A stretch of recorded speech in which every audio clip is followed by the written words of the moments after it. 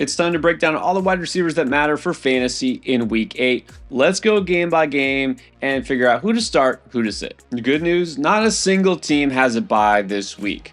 All right, now let's get to it. But first, the must start tier. These are the players you gotta have in your lineups if they're on your roster. Justin Jefferson, Jamar Chase, AJ Brown, Amon-Ra St. Brown, Drake London, CeeDee Lamb, Malik Neighbors, Cooper Kupp, assuming he does play, and DK Metcalf if he plays. Before you start setting your fantasy lineup, you're going to get your picks in on Underdog. For some reason you haven't tried Underdog yet, go ahead and do it. Download the app, go to underdogfantasy.com, and you get this free pick as a new customer. Matthew Stafford just getting 1 yard on Thursday night against the Vikings. That's a free pick for you, but you have to sign up using code ENDGAME. That also gets you a deposit match with up to $1,000 worth of bonus cash just for signing up. So use code ENDGAME and check out Underdog Fantasy now. Let's get to that Thursday night game between the Vikings and the Rams. Jordan Addison didn't quite deliver in what was a good spot against Detroit last week. Does he do it against another pretty inferior pass defense of the Rams? It's another good spot for him. He always could. Of course, he's risky. We just saw that last week, the risk here, but also the upside is there. I'm going to say he's a flex option this week, but a flex with upside. Well, I'll still say he's at least a solid pick here. I mean, he's a talented receiver in a good offense, and I do feel that even though the Lions give up points to wide receivers in general, I think the Rams are just definitely a more inferior defense. I'll say Addison should be a solid play still. Now, we're going to assume what we've been hearing is true, that Kupp should be good to go for week 8. If so, I mean, that means all Rams receivers take a hit, but maybe Tutu Atwell is still playable because he was clearly the leading target in week 7. What do you think? Is he at least a flex option? I think I'm going to put him in the flex option as well here. Obviously takes a hit with Kupp back, but it's the Vikings. They give up a ton to wide receivers. The Rams probably are going to need to throw a lot in this game, so I'll keep him in the flex tier even with Kupp back. Right, Vikings, again, a good real-life defense, but give up a ton to wide receivers. You know, Tutu's not going to be my favorite choice here, but he is at least flexible. Now, on to the Sunday slate. We got the Packers at the Jaguars this week. Let's start with Jaden Reed. Not a great game for him last week. Does he bounce back against this Jags secondary? This definitely feels like a bounce back spot. I mean, I know he's always risky because you never know who it's going to be in this offense week to week. But Jaden Reed's a playmaker. He's got upside. It's a great matchup. I'm going to say a solid start this week. Yeah, look, there will be ups and downs. I mean, come on. How many receivers do you not say that about? Just the guys we mentioned as the must starts. But Jaden Reed has so much upside here. The Jaguars defense, yeah, I think you still pretty much have to play Jaden Reed. I'll say he's a very strong start this week. And let's take it one step further. If you're on Underdog, you're doing your pick'ems for week 8, why not take the higher in Jaden Reed? Because right now it's only 54.5 yards. You take the higher on that, I think you have a really good shot at winning it. And hey, if you haven't tried Underdog yet, you get that freebie I already mentioned with Matt Stafford just getting 1 yard. You combine it with Jaden Reed going higher than 54.5 or any other pick you like, you got a great chance to win. Use code ENDGAME so you get that free pick plus your deposit match up to $1,000 with a bonus cash and then make your first NFL pick'em. Now, maybe part of the problem with Reed is that Romeo Doubs is doing what he had been doing last week after complaining and basically sitting out, getting put in timeout for a week. He's back as the leading target getter for the Packers. Is Doubs now a guy you consider along with Reed and these other receivers? I still prefer Reed, but Doubs is definitely my number 2 option in this offense. I'm going to put him in the flex tier. I know he was better than Reed last week, and he's been better than Reed the last 2 weeks, but I'm not ready to quite go there yet and put him over Reed. Maybe if it happens again this week, I will, but right now I'm going to put him in the flex tier, but a very strong flex. Well, I'm still bullish on this matchup. It's Jacksonville. Again, this very weak secondary. I'm going to say Doubs. I still don't have as high as Reed, but I'll say he's a solid start this week. I broke it down in more detail in the waiver wire video if you haven't seen it already, why you should also buy into Doubs at this point. Can we buy into Christian Watson? You know, it's just going to be boom or buster with this guy, so where do you put him? Exactly. It's going to be boom bust, but I don't like that he's not running a ton of routes right now, not getting a ton of targets. It's the Jags. He could boom, but he's very risky. This is a risky flex play. pretty much what Christian Watson is. Yeah, it's annoying that it seems like it's him and Dontavian Wicks pretty much alternating series. The matchup is great. The snap share and the routes aren't great. Upside flex. And then, speaking of Dontavian Wicks, I guess the same thing. I mean, he could score a touchdown again, but I think just a risky upside flex. Exactly. I mean, we left this guy for dead after 2 games doing nothing, and then he went out there and scored a touchdown. He could do nothing again. He could score a touchdown. Risky flex. Brian Thomas Jr., far from risky. He's looked like one of the better receivers in the league. No, not rookie, just one of the better receivers. How high can we be on him in this week? It's the Packers. They got J.R. Alexander back. The secondary looks better. They just kind of really shut down Diggs and Tank Dell. But Brian Thomas Jr. has been really good. I want to put him in the strong start, but against this Packers secondary that's fully healthy right now, I'm only going to say solid start, but a very solid start. Very tempted to just say strong start, but again, it's not like he's going to smash every week. He's had his down moments. High end of the solid tier. And Christian Kirk, I said he was droppable because, man, there's been a lot more bust than boom this week. I mean, I don't think he's a complete avoid, but do you want to flex him? No, desperation only, and this isn't a great matchup, so I might just avoid Christian Kirk this week, honestly. I have to at least say he is a flex option because you never know, right? You never know with this offense when he has kind of a bounce back performance. I don't want to start him, but I think he's at least an option. I do know I don't want to start Gabe Davis. Yeah, Gabe Davis, an easy avoid for me. Next, we got the Cardinals taking on the Dolphins. Look, I realize that we're not even halfway through the season. Rookies do tend to improve as time goes on, but where are we at with Marvin Harrison Jr.? Came back from concussion, but again, a very quiet week 7. Is he even still a solid option? Yeah, I'm on the fence here. This Dolphins secondary has gotten better. They're actually playing fairly well right now. Jalen Ramsey looks healthy. Where is the upside, Marvin Harrison? I'm going to still put him in the solid start tier, but I feel like maybe he should just be a flex. I'll put him down in the flex tier here because, again, the upside hasn't been there. I just don't like the way he's been used. Look, eventually, I do think he'll succeed, but just so risky for fantasy these days. And what do we do with a guy like Michael Wilson? Yeah, I'm not starting I can barely feel good about Marvin Harrison. How am I going to start Michael Wilson? He's an avoid. This week where, again, we have no teams on bye, you shouldn't need to roll out a guy like Wilson. All right, good news. We can finally consider Dolphins receivers again because assuming Tua is going to be back. I notice we don't have Tyreek Hill back in the must-start territory just yet, though. No, we don't want to go overboard here, but I am going to put him in the strong start tier. He gets Tua back. It's the Arizona Cardinals. I think Tyreek Hill, if you got him for the most part, you're starting him. Yeah, let's just forget everything that happened for the past month. You got Tyreek Hill. You pretty much just need to fire him up. So very strong start. Does the same go for Jalen Waddle? Are we just going back to, week 1 status with him? Again, we got to be a little cautious here. It's Tua's first game back from injury after not playing for a month. But I'm going to put Jalen Waddle in the solid start tier. After this week, these guys might go back to where they were, which is must start and strong start. But solid start for Jalen Waddle this week.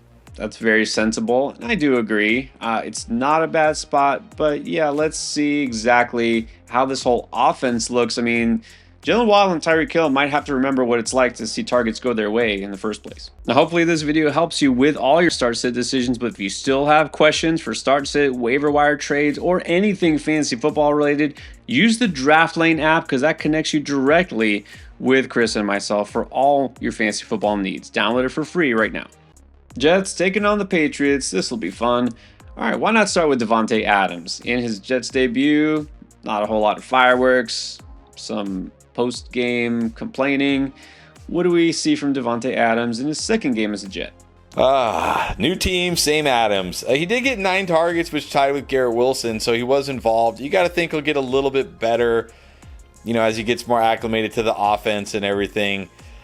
Patriots, I don't know who Christian Gonzalez is going to mostly be on. Will he mostly be on Adams? Garrett Wilson, will he split time with both? I think Adams again this week. I'm just going to put him in the flex.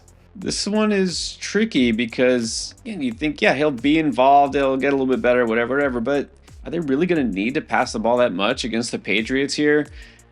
I don't sense great upside, but it's Devontae Adams. I'll say I think he should at least be a solid start this week.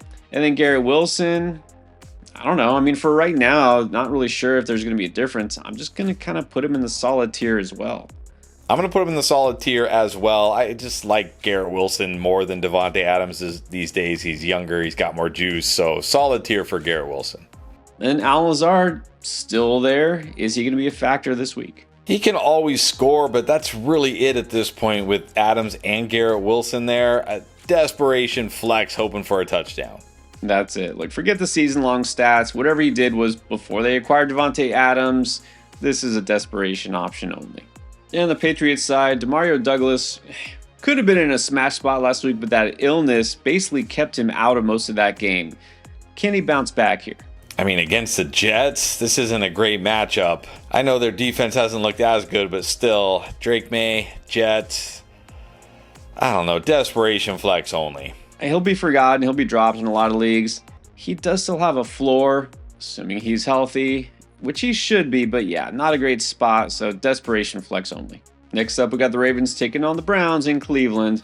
Let's start with Zay Flowers. Yeah, a huge disappointment in week 7. No fault of his own because he got that ankle rolled up on. So this is an if now. If he plays, what do you feel about him? He might be at less than 100% with an ankle injury. The Browns secondary isn't, the best, but it's certainly not the worst. I think because he'll probably be less than 100%, I'm going to put him only as a flex this week if he even plays. If he's clear and good to go, before Sunday, I'll still say he should be a strong start. If he's questionable throughout the week, that would make me nervous. I would just drop him down to the flex tier. So I guess for right now, again, being early in the week, let's just say flex option with potential to move up. This takes us to Rashad Bateman. He did boom against the Bucs.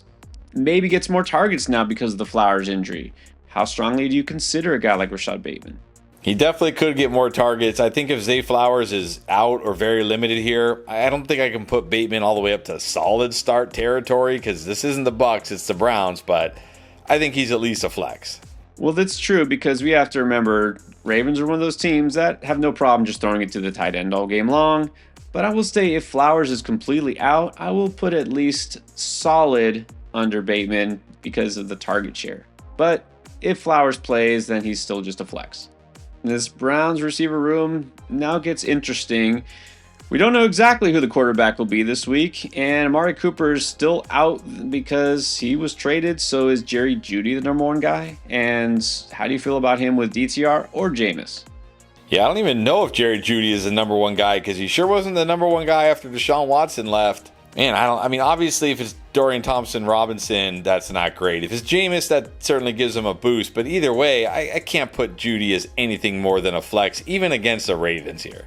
Exactly. Look, on paper, great matchup for wide receivers. It's still Jerry Jeudy. It's still the Cleveland Browns. Even with Winston, flex at best. Now, I did say I liked Cedric Tillman a little bit better as a waiver wire add. I still won't say I'm going to go so far as to start him unless I really need him. So I think flex is as high as I can go. Exactly. Flex. More upside with Jameis than DTR, but either way, just a flex. Next up, Eagles at Bengals. Chase, AJB, no doubts. Devontae Smith, any doubts? Not for me. I know people are going to have their doubts after that goose egg last week, but Devontae Smith has been good in every game he's played this year prior to last week. That was just a game where they didn't have to do anything on offense, and it was the Saquon Barkley show. It's the Bengals, not the worst matchup for him. I still think Devontae Smith is a solid start this week.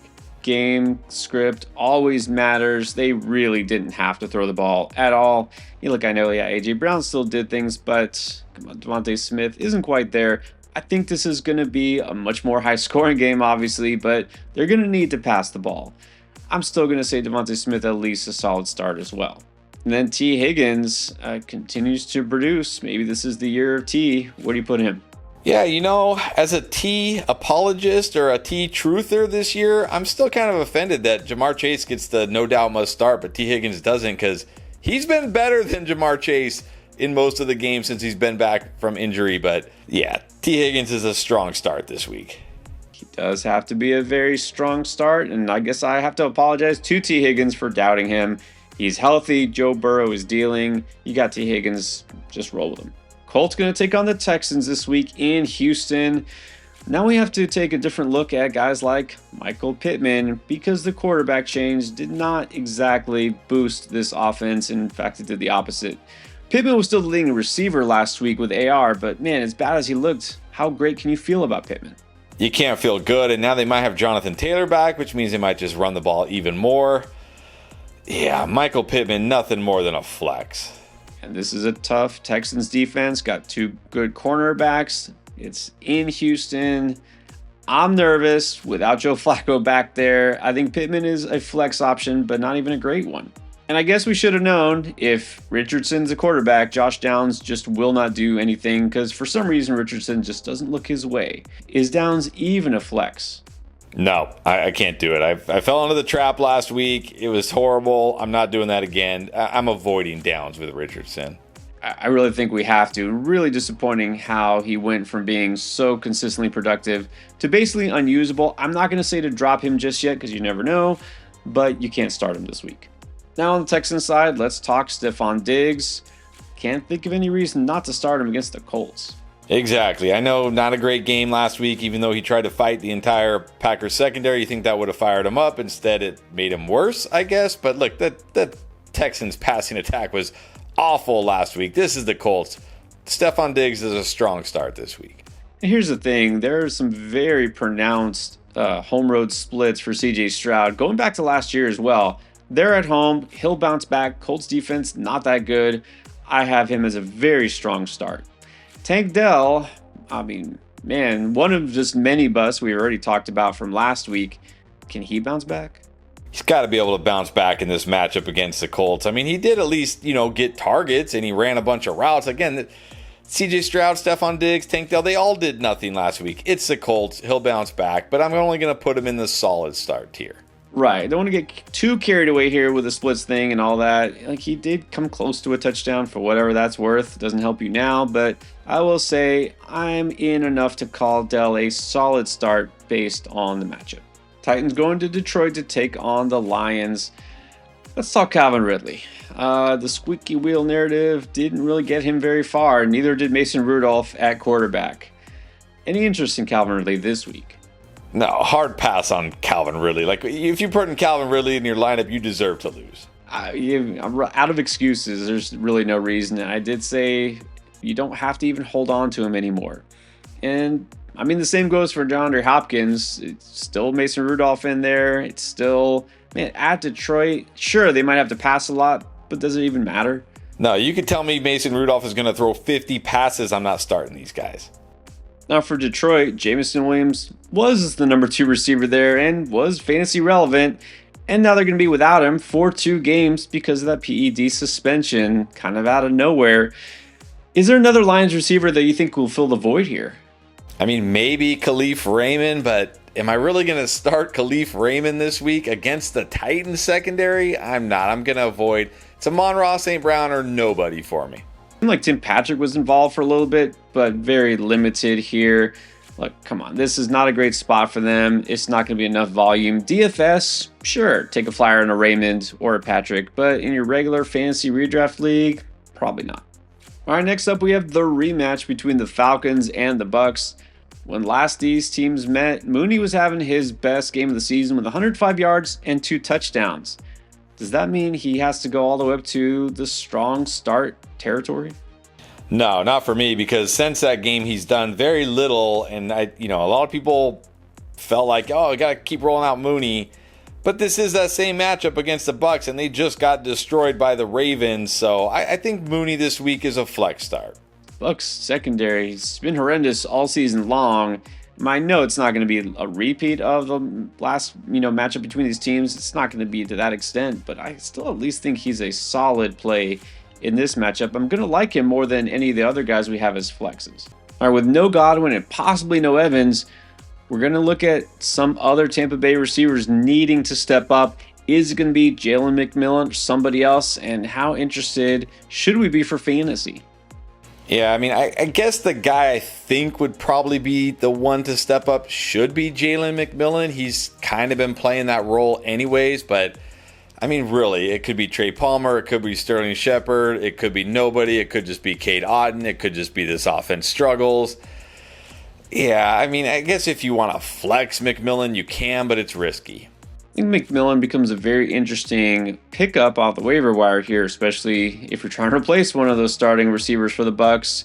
Shepard, I mean, maybe he gets some targets, but still, we're looking more floor than ceiling here. So as far as week 8 right now, I mean, McMillan would still just be a desperation flex for me. This week, the Saints going to the West Coast to take on the Chargers. All right, let's talk Chris Olave. Still to be determined whether he comes back. If he plays, you play him. It's really going to depend on if it's Spencer Rattler or Derek Carr this week. If it's Spencer Rattler again, which it sounds like it's going to be, I'm going to assume right now that it is Spencer Rattler. Against the Chargers, the Saints offense, I'm going to, I guess a flex. I was going to say sit, but he's all they've really got to throw to, so I guess a flex. Not a great matchup, not a great offense. Yeah, it's going to be risky, but I can't say outright avoid because, I mean, who knows? We haven't really seen Rattler and Olave together for whatever that's worth. So, flex if you need them. Now on the Chargers side, can't say any of these options look too appealing. Ladd McConkey hasn't quite stepped up yet, but can you consider him because it is the Saints? I mean, it is the Saints, but man, Will Dissly going off? Like, Josh Palmer even catching passes? Man, it's the Saints.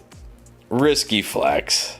Yeah, I don't want to just completely forget about Ladd. It's, a down game. It happens. He was questionable heading into week 7. I think if he's good to go, no injury designation, maybe we can consider him as a flex. And Quentin Johnston did not even play in week 7. If he does against the Saints, any interest? I mean, again, it's the Saints, so risky flex. Yeah, this might be too risky for me because he'll probably, as the outside receiver, see Marshawn Lattimore. I'll just avoid here. Next, we got the Bills taking on the Seahawks in Seattle. Amari Cooper, not too bad in his debut, caught a touchdown, and now should be a little more comfortable with the offense. So how high do you put him? I'm not going to put him too high just yet, but you got to think he's going to play more snaps, going to be more involved in this offense. I'm going to put him as a solid start this week. I think that's fair. That feels about right. Maybe that third tier here. He is a solid play. You can feel good about having him in his lineup, but I don't think you have to play him no matter what. Now let's talk Keon Coleman. Despite Amari Cooper being there, Coleman had his best game of the season. I mean, is this a guy now we have to move up in our rankings? I mean, maybe, but remember, Amari Cooper was very uninvolved last week. He'll get more involved. Keon Coleman, I'm going to say now, I mean, he's gone from a guy I don't want to start to at least a flex option this week. I mean, that's fair. I'm not going to get too high. I said this might be a good time to pick him up. But again, boom bust. He's just going to be boom bust probably all year long, if not longer. So at least a high upside flex play now. So what about Khalil Shakir, the slot guy? He's fine if you need some points, but I mean, really, I feel like we can do better than this. I'm going to avoid him. Well, I'll at least put him as an unexciting flex play, more of a floor. If you need some points, he'll get you some points, the potential for a touchdown. Now, when it comes to the Seattle wide receiver room, we're going to have to keep an eye on the DK Metcalf injury because they're calling him week to week. That means there's a good shot there is no Metcalf this week. So, do we consider Jackson Smith and Jigba? No, I'm done with the Jackson Smith and Jigba experiment here. No, what's even without DK Metcalf, I don't think he's going to get some huge boost. It's the Buffalo Bills. No. Yeah, Buffalo Bills top 10 against wide receivers for fantasy purposes.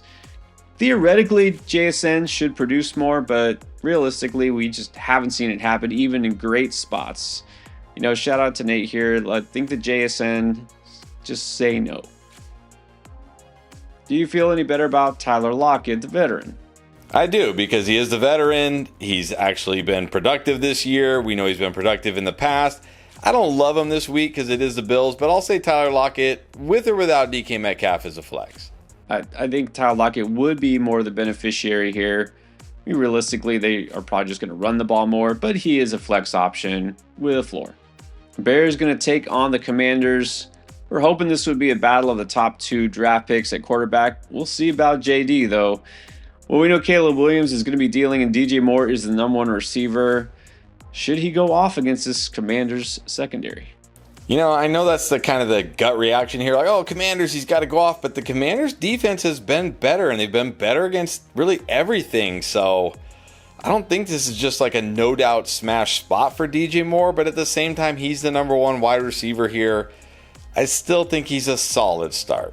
It's interesting, since you mentioned it, from week 4 to week 7, Commanders have given up the second fewest fantasy points to wide receivers. This is not the smash spot you might think it is, but I will at least say DJ Moore is, I think, a solid start based on volume.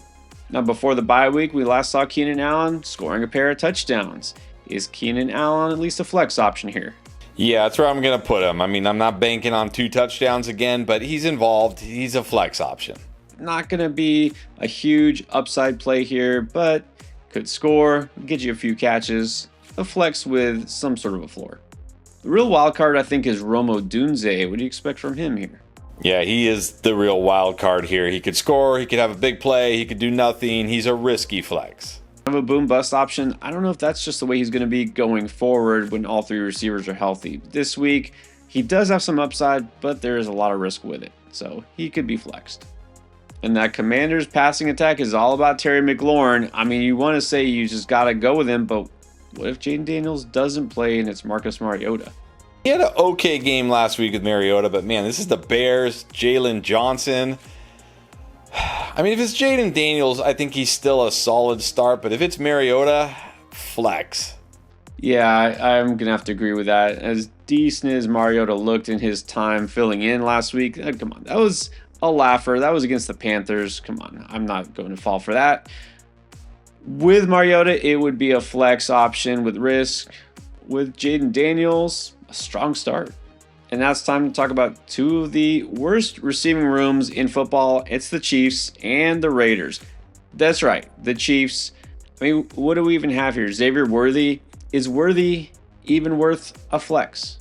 I think he has to at least be worth a flex. He's literally like the last man standing here. He got 8 targets last week. Granted, didn't do a lot with them, but you got to think they're going to need him to some degree. So he's risky, but he's a flex. Very risky, not going to be my favorite. I feel like at this point he's really just more of a desperation play. And let's face it, you shouldn't need to go there this week with nobody on bye. Now, there could be some hope for the Raiders if they get Jacoby Myers back. He's missed the last couple of games with injury. If he's good to go, this is still a really tough Chiefs defense. It is a tough Chiefs defense, but he gets a lot of targets. It's him and Brock Bowers. That's basically it. I mean, we've seen the last couple of weeks without him, it's just Brock Bowers. So I think if Jacoby plays, he's also a flex, like a safer flex. Well, just through sheer volume, at least what we project for target volume, yeah, this is a game I'm really just going to be probably very uninspiring for fantasy. I guess Jacoby Myers at least could be flexed. Panthers at the Broncos. All right, Deontay Johnson, again, one of the many guys who busted last week for fantasy in a smash spot. Maybe those injuries really were bothering him during the game. Does that worry you about this matchup?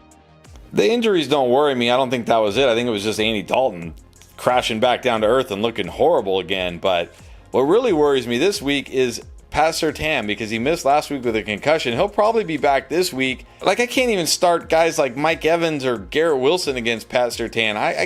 How am I going to start Deontay Johnson with Andy Dalton against him? I'm avoiding Deontay Johnson this week. Yeah, that's definitely concerning. If Dalton is starting to look more like, well, an old backup quarterback, that's concerning. So this week against the Broncos, yeah, let's just sit Deontay Johnson. And I think it's safe to say then we're probably sitting Xavier Legette as well. Exactly. If I can't start Deontay, I'm not starting Legette. He's an avoid. Somehow, Courtland Sutton didn't see a single pass go his way last week. Does he bounce back against this Panthers' lack of defense? I mean, it's definitely a bounce back spot for him. I got to think he's going to get more involved after getting 0 targets. But what's the upside here in this offense? Flex start. Again, it's hard for me to still just buy into this Broncos offense. It is a great spot for them and him specifically. I'll say I'll put him in the solid tier, but the very lower end, because I do think they throw the ball his way. We might consider Troy Franklin. Starting to find a connection with his former college teammate. Is he an option? I think he is. Look, 5 catches, 50 yards last week. It's the Panthers. Again, a flex start. Risky, but a flex start. An intriguing deep league flex option, yes. The Cowboys at the 49ers. This matchup isn't quite what it would sound like on paper, but hey, maybe these teams will bounce back on offense. Let's start with Jalen Tolbert. What do you think that he can do here? I think he's fine. I mean, he's involved. I think the Cowboys will bounce back this week coming out of the bye. I think they'll be better. He's risky, but he's got flex appeal, so a risky flex. Yeah, I can't put him much higher than that, but I'm not going to give up on Tolbert just because the Cowboys were trounced before their bye week. Yeah, I think he's a flex option. Now to the Niners wide receivers. This is where it gets tricky. We know Brandon Ayuk is done, out for the season, so theoretically Deebo Samuel should smash. But Deebo is now in question because he's got pneumonia and he's in the hospital, which explains his absence from last week. So this is a tricky one. What do we do with Deebo as of right now in our lineups? I think if he plays, you got to put him in the strong start tier because I cannot imagine if he's still battling pneumonia, they're going to put him out there, right? That's too risky. Like, you're risking this man's health. So I think if he plays, that means he's good to go, and then he's a strong start. Yeah, makes total sense. Obviously, something you're going to have to monitor throughout the week, which is why we do the live shows every night. But yeah, Deebo, if he's playing and he's healthy, which is what we're hoping for, got to be a strong start. And then it leads us back to Juwan Jennings, who has missed games himself. And what if Juwan Jennings is the number one receiver here without Ayuk or Deebo? Well, if he's the number one wide receiver, I think you got to feel good about him. But I think even if Deebo plays, you got to feel good about him, assuming he plays, of course, because he did miss last week with that hip injury. But I think if he plays, we know Ayuk is definitely out. The rookies haven't stepped up. I think he's a solid start. Right. Don't want to go too far with this because his health is also a question. What's going on with this Niners team? But look, let's say for now, Jennings could be a solid start if he plays. And the week ends with the Giants at the Steelers. Look, Malik Neighbors, I guess, was disappointing in the week 7. You're still starting him, though. What about target hog, Wan'Dale Robinson? Target hog, but not yard picker-upper Wan'Dale Robinson. He's fine. He'll get catches. He'll do something. He's a very uninspiring, unexciting flex. Definitely a floor, but I think the ceiling and the floor are pretty close together here. So if you just need points and you don't have anyone more exciting, sure, you can flex them. And then we have the polar opposite, Mr. All or Nothing. It's George Pickens. Hey, it looks like Russ has finally unlocked the George Pickens we were waiting for. Is George Pickens becoming a guy you just can't keep out of your lineup? He's not there yet, but I certainly feel much better about him this week. I'm not scared of this Giants secondary. I'm not scared of this matchup in Pittsburgh. I think George Pickens this week for me is going to be a solid start. I mean, something to say, if he went over 100 with a touchdown against the Jets, what can he do against the Giants? Well, look, he can't do that much more, but still, I'm going to say a very solid start this week. All right, you got the lowdown on all the wide receivers that matter. You need to check out running backs as well as quarterbacks and tight ends. We got that all in this week's playlist for week 8.